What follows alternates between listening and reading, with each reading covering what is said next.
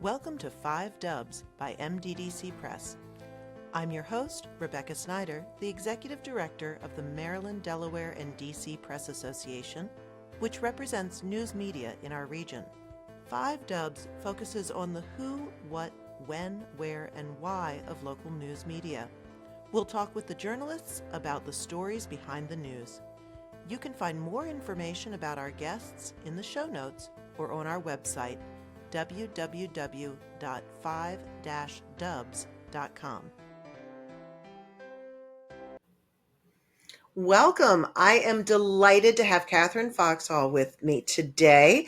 Kathryn is the point person of SPJ for some of the issues that we're going to be talking about, which are really kind of the gag orders and difficulty in getting information out of public information officers. So, Kathryn, welcome to the program. Thank you very much. Well, and you have been working on these issues for such a long time, and I feel like you're always my point person that I go to locally on some of these access issues. And so we wanted to highlight Brittany Haler's case because, of course, that had a successful outcome. But for our listeners who don't remember the episode that we did with Brittany last year about this time, tell us what happened, what the problem was, and a little bit about the case and how it was resolved. Okay, to go back over 40 years in about 2 seconds, we began to notice this kind of thing on the federal level up to 40 years ago, and it got worse and worse. And we have insider information that it got worse because there was no pushback. Journalists got what they needed, or got what they could get, and just and never pushed back. And we have insider information that it was political. It was one presidential administration after another, very deliberately doing this. Okay, so it took us a long time to sort of get the idea that no, we weren't getting the whole story when all these people were in effect silenced. And I'm talking here not just about the problem of getting information from a PIO, it's the problem of having to report to the authorities, often through a PIO, in order to speak to someone, anyone. And the point we have made, among others, is that there's always more information there when a source person can talk without the authorities having these guards over them. Absolutely. Okay, It sounds like there's a so real bottleneck then when a journalist is trying to it's not do. only a bottleneck. It is a bottleneck, which is a massive problem. But even if you're one of the lucky ones that gets through and gets that interview, you can just bet your house that that's not the whole story. There is just always a lot that people don't say when the authorities know who is talking to whom, etc. I mean, it's censorship because people can't talk to you in confidence if they wish, or just more on a more fluid basis.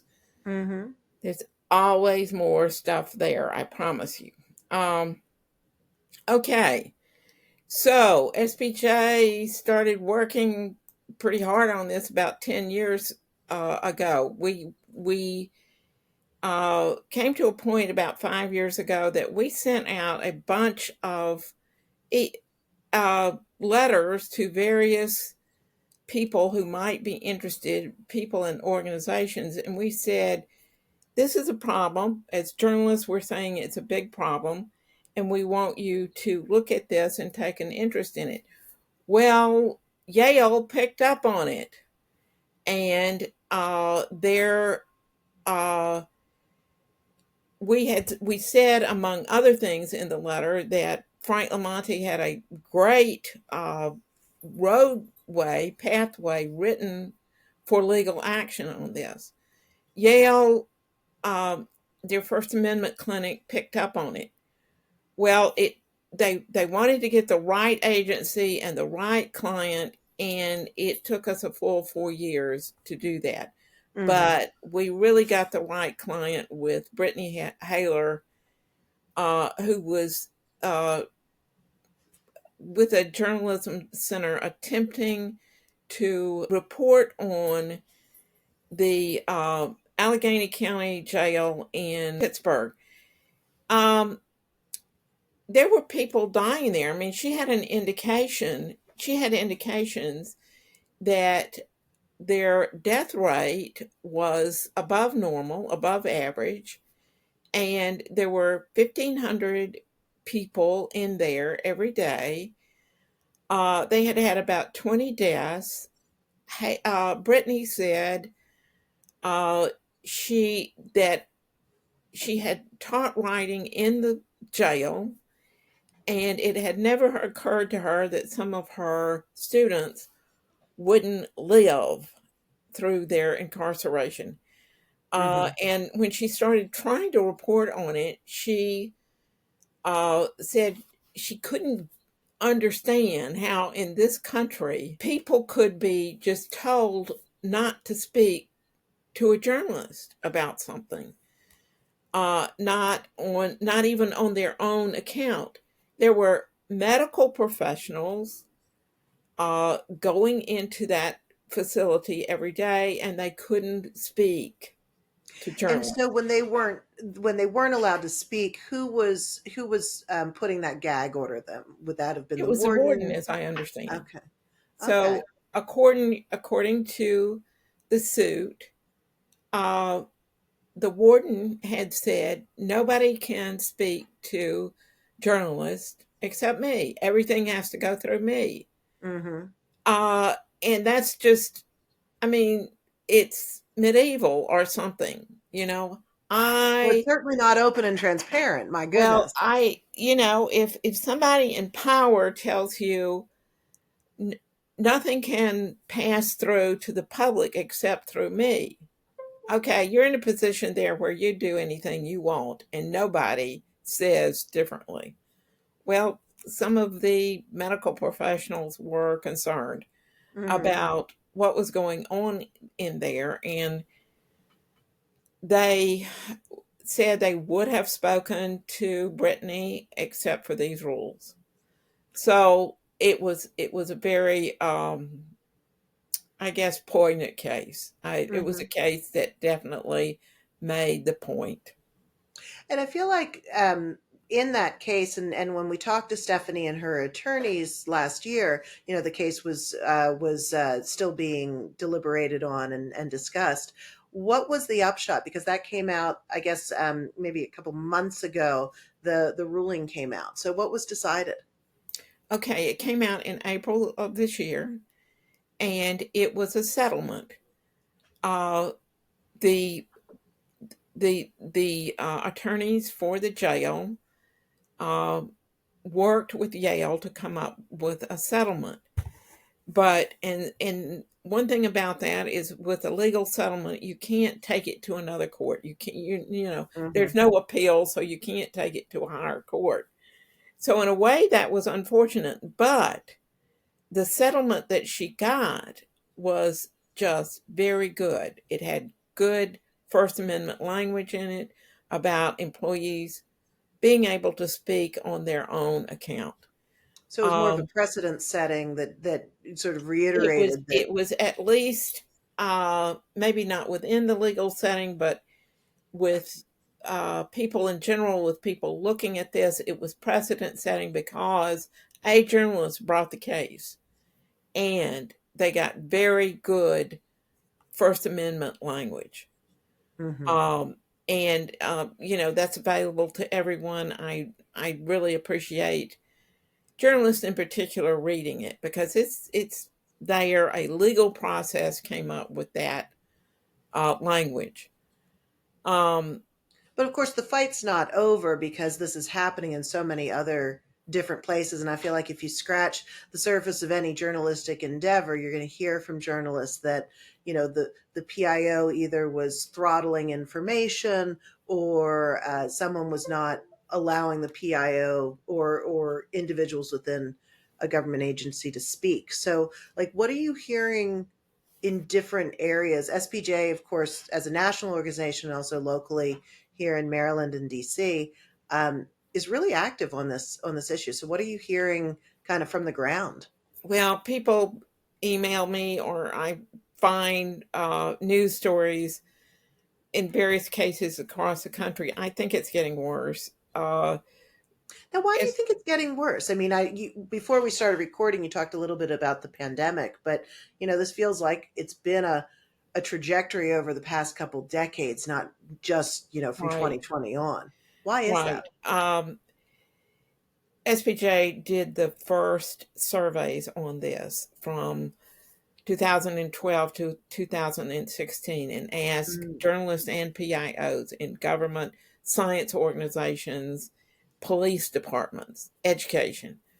Um, did about 7 surveys. Okay, we found out it was everywhere. Nobody had really said that. There had been mhm. complaints, but we found out it was highly pervasive.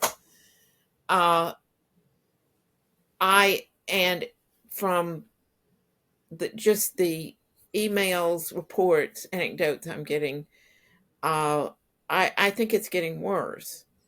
I think it's getting worse because I think it's going through professional organizations. I mean, for whatever it is, various kinds of officials, and they're telling each other, lo and behold, you can do this.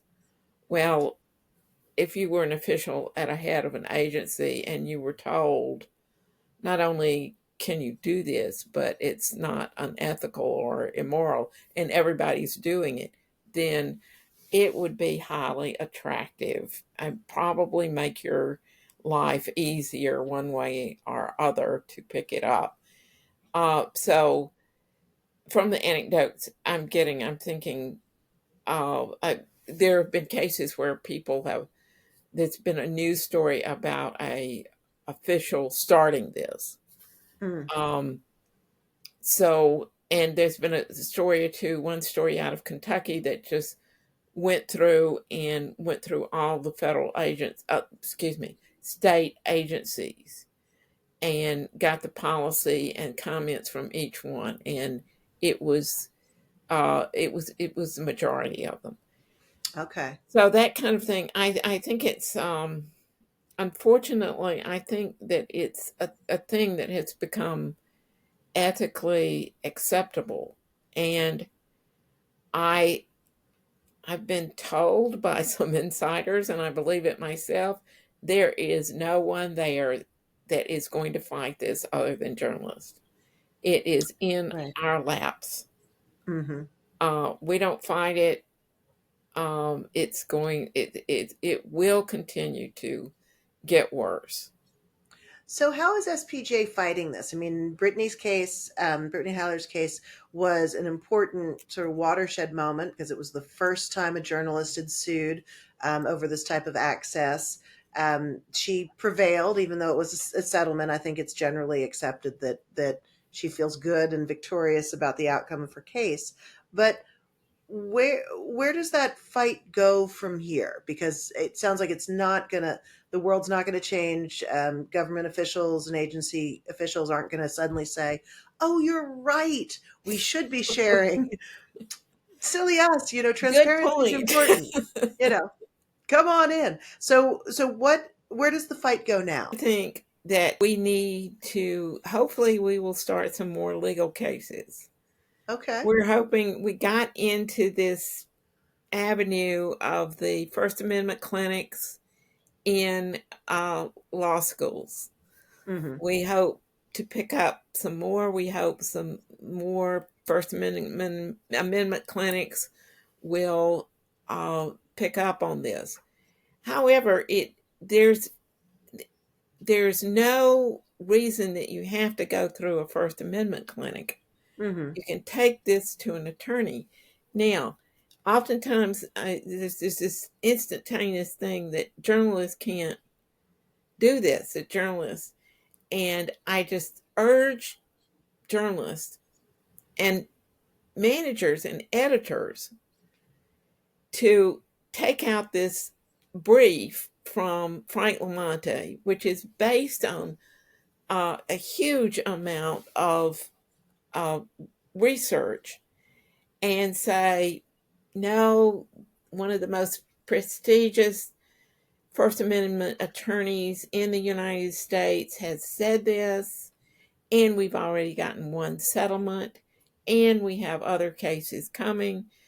Um, I hope that a lot of journalism managers, editors, publishers will look at this carefully. Now, And so um, just to jump in here, we'll also link to Frank's opus or playbook, really, on how to fight to push back against some of the silence. We'll link to that in the show notes because it we sounds feel like like we feel making like the sure. legal pathway has already been uh, written, so um, there's just no reason for someone not to look at this. And I also Now, like it strikes me, and before we get to your next point, it just strikes me that oftentimes, journalists really are stand-in for the public, and so there's yes, nothing to ma'am. say that individuals can't use the same playbook to access information. Journalists are professional users of FOIA and Public Information Act and things of that nature, but we're not the only users of those tools, and so this has applicability beyond just the journalism community, I would think. Certainly. Yeah. And I have heard so many times it's just like reflexive. Journalists and editors and publishers will say a good reporter gets the story anyway. And it's very difficult to parse that Mhm. because we do come out with some fantastic stuff. I mean, pulling things from behind the curtain that is just mind blowing. Oh, absolutely. However, uh, after you think about it a while, the question is, do we have any evidence that we're getting half or 5% of what is the most important uh, things that are going on, circumstances that are going on? And after you start thinking about it, after I started seeing it, I couldn't stop seeing it. Hmm. When you get a good entrepreneurial story, and time and journalism skills has been put into it, and it is just um, sensational. It is the public, all the public is reading it. So very often it's about a circumstance that Mm. has been going on a long time. Right. 15 years of the head of medical devices at FDA, being a person married to a person who was representing the medical device industry. Okay, that I just, that reporter deserves some kind of an award. But look at it. For 15 years, the entire press corps was oblivious. Right. And the same thing goes for goon squads from a sheriff's office in Mississippi, 20 years at least of that. It's very frequent. Well, and I feel And like I it goes to don't that. see how we can say we get the story anyway when these long term toxic circumstances keep emerging. And I also feel like you have situations where it's just happenstance that reporter, it's usually maybe someone on the inside who says, this is what's happening, who sort of goes beyond that gag order. And I feel like if you when you have decades of silence and decades of, well, this is the way it's always been done, it entrenches that culture of silence. And that is so antithetical to what journalism is. We shine light, we spread the perspectives of others, and as objective and close to the truth as we can get. That's what journalism does. And so it feels really insidious in terms of the situation that we're in now. So when you are thinking about the work of SPJ in this context, um, there's the you have some First Amendment law clinics that are kind of looking for the right cases. There's also, on a practical level, a playbook for how journalists and citizens can kind of push back against some of that silence. But if we could go to those First Amendment clinics for a minute, tell us a little bit more about what that ideal case looks like. What if someone listening is thinking, I'm getting a lot of pushback here. I think there's something more going on. How do they know if it's the right case? What are you all looking for? I don't want to speak for the attorneys, but Probably I guess it helps when something is so clear cut and such a foundation for human rights abuse, as with Brittany Haler. Um, it it really helps to have those elements. Um, it helps, I think, for the journalist or journalism organization to be really ready to fight. Mm-hmm. I think in some cases we aren't. I think we're scared of the bureaucracy. I Mm. think I've been told that unless we can get everybody together, this won't work because the people on the inside will stop the flow of information to the one organization that brings a complaint. Oh, got it. Yes. In So other words, playing you'll never get an journalism interview against out of one this another. PIO as long as you live.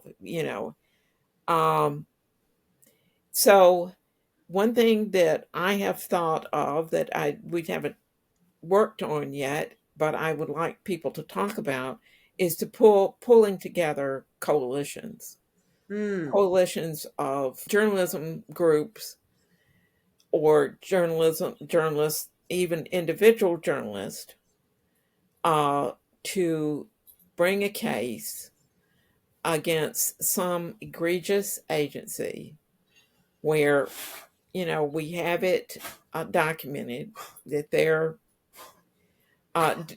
deliberately doing this kind of thing.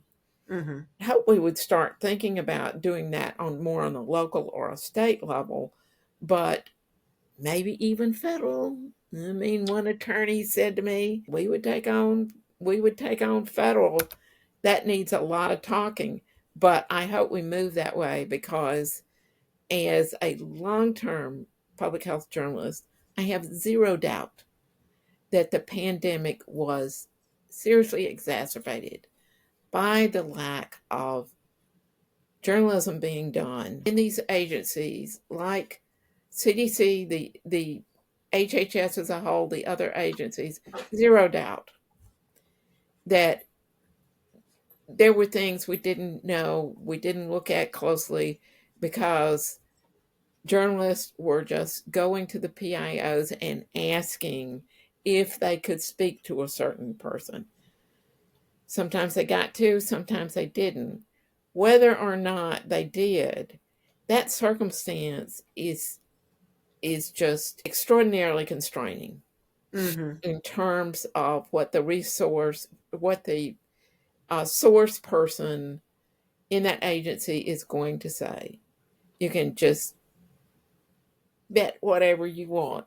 They're not going to say anything wrong, anything bad about the president's budget or what's going on in the agency, or if they feel like um, the agency is still not working toward dealing with pandemics, whatever it is. There's an extraordinarily high chance that that kind of thing is suppressed. Now, do you feel like, I hear from a lot of custodians that they are very committed to transparency and openness, but we still have these issues of, not of kind of being really like foot dragging and kind of relying on the bureaucracy of the Public Information Act and the FOIA requests. And because custodians are afraid of liability or afraid of, of looking bad or feeling embarrassed. How much of that do you think plays in versus, we just are not going to, we just don't want to share information? Like, I think, what do you think the root causes of that can be? You have decades of experience doing this. I'm When just you curious. say custodians, are you talking about the PIOs or other authorities who are? Well, I'm seeing it more like the custodians of public records. So this is different than interviews of public officials and things like that. But I think sometimes some of their motivations might be similar, and it's like the PIO custodians, the public information officers, or the custodians of record are worried about getting in trouble or releasing information that should be redacted. And I'm wondering, and also there are fewer journalists than there once were, and so there's not as many Mhm. people kind of pushing and pushing. So people get out of practice in just answering the questions, and suddenly it's this big like, oh my goodness, we have to, somebody's asked a question, we've got to do all these things. And I'm just curious, with your experience and how you've seen the world change over the years, what you think is kind of feeding it. Do you feel like it is just a cavalier disregard on the part of government officials, or do you think it's something, a little, just more protective, or what are you seeing? I think it's all of the above, Hmm. but I think that there is such a high conflict of interest there Mm. that it's just not, it's like authoritarianism. You just don't trust human life and human welfare to what somebody is going to say when they're under these controls. Yes, people are scared of getting in trouble. They're scared of their bosses, etc. But those are all circumstances. And I feel for people who are in these positions. But those are all circumstances that we just can't allow to happen. I mean, Mhm. certainly, I think in every dictatorship that's ever existed, that kind of fear in the lower level people is always there. That's one of the controls. But we can't let that be the circumstance. Um, the Glenn Nowak, who was the head of media relations at CDC for years, and uh, has said this to journalists that this came down from the presidential administrations, Mm.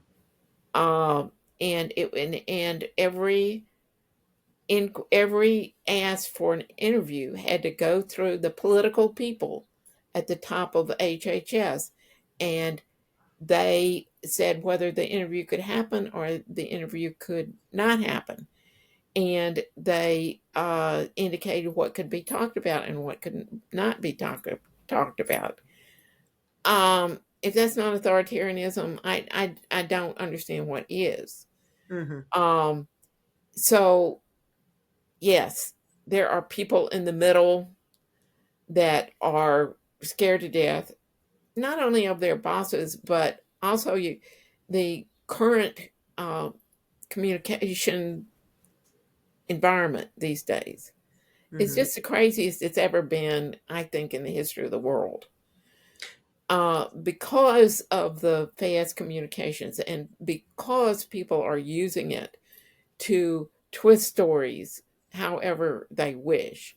You Mhm. hope there's a little less of that in the quote legitimate press than there are in some other internet kinds of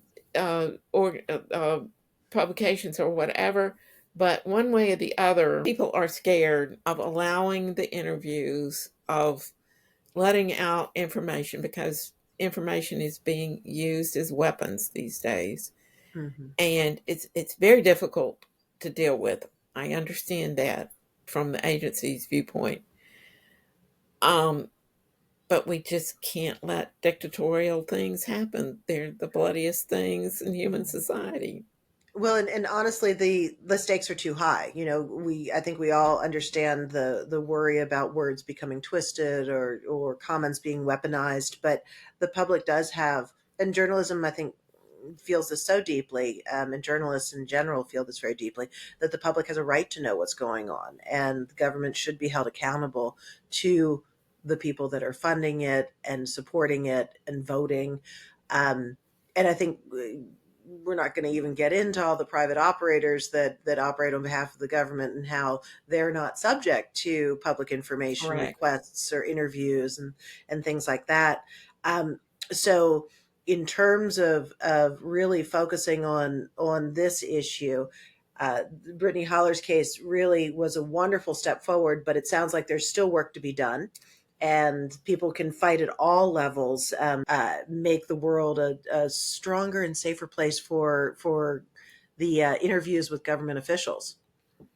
I hope so. And I can't emphasize enough that it is right in our laps, journalist laps. And I think we all have to think about, okay, you were a journalist in 2024. What did you do about this? Did you let it just keep happening? Mm-hmm. And emphasize that Frank Lamonte has laid out the case that journalists can fight this in the courts. So is it even ethical journalism to not do everything that we can to get the whole story? And is this not part of that process? Kathryn, that is such a powerful ending and thought on this. I feel like we can't do anything more with that, but I agree. I think it's an important and such a critical issue right now, and there are tools at our disposal, and it sometimes feels exhausting to say, okay, now we have, all of truth and justice on our hands, but it is, if not journalists, then who? As professional stewards of public information, I think it is up to the journalism community to really fight the good fight on these. So I thank you for doing your part through SPJ, the Society of Professional Journalists, and we'll have some of the links that you talked about in our show notes, and hope we'll have you back sometime soon to talk about other issues and things you're working on. Thank you very much. All right, thank you. Thanks for listening to 5 Dubs with Rebecca Snyder. Please subscribe and leave us a 5-star review wherever you download your podcasts so that others can find us. What do you want to know about local journalism? Email me at rsnyder, SNYDER, at mddcpress.com.